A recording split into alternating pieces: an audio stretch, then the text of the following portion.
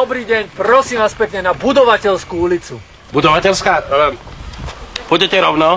Áno. Na križovatke doprava. Potom na druhej odbočke doľava, tam je jednosmerka.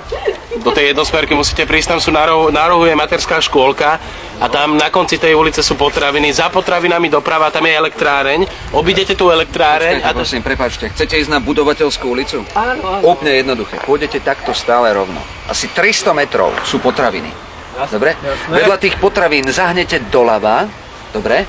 Doľava a hneď za tými potravinami pôjdete doprava. Dobre? Môžem páni, prepáčte, ja som domáci. Tam pôjdete doľava. Prepáčte, ja mu to vysvetlím, lebo ja som tam býval.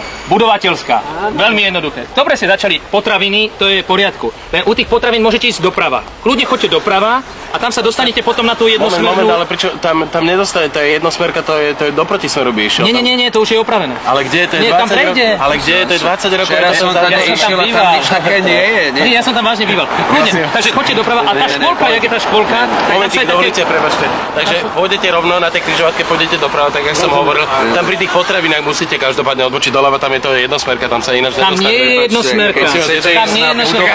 Počujete, predsa ho nebudete posielať, viete koľko benzínu? Jazdíte vôbec za Počujete ma. Potom doľava, vykašlite sa na jednosmerku. toto je úplne. Vykašlite sa na nich, sa vykašlite. Počúvajte mňa. Počúvajte mňa. Ja som domáci. Ja som domáci.